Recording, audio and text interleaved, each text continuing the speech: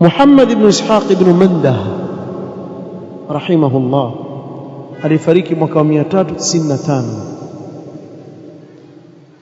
Kataba an 1700 sheikhin, naye amechukua ilmu, kaandika ilmu kutoka kwa mashekhe zaidi ya 1700.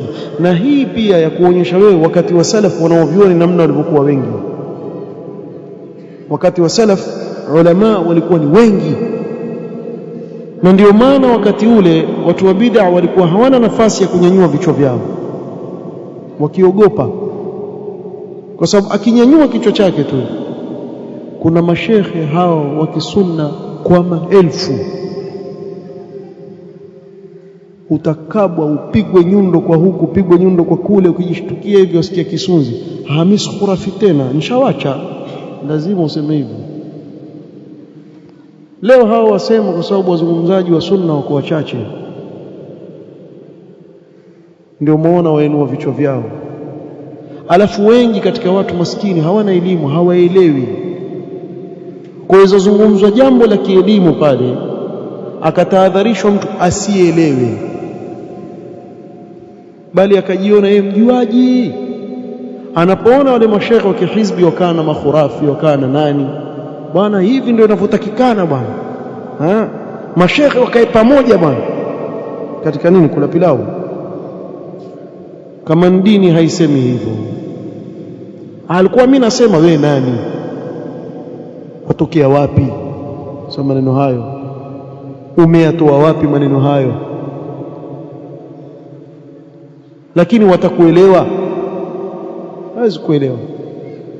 Wengi katika watu hawaelewi, na ndio maana ahlul bid'a wakapata nafasi ya kuwachezea watu wengi, kwa sababu watu hawataka kusoma dini yao, na wale wanaowatakia kheri na wanaoonea uchungu, wanaowafikishia ilmu, wawachukia, hawataki. Wefikiria wewe shekhe wako wa kisufi yule kikhurafi,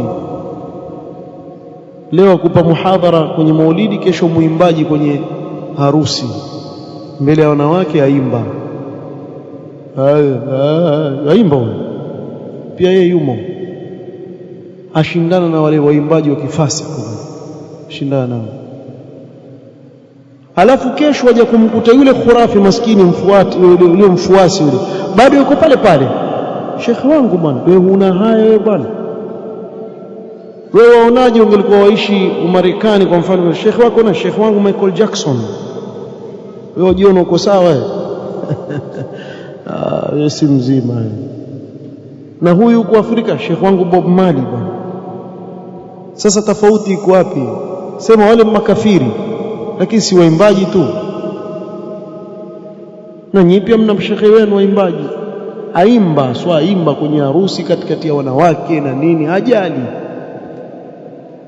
Na kesho atakuja msikitini atatoa khutba.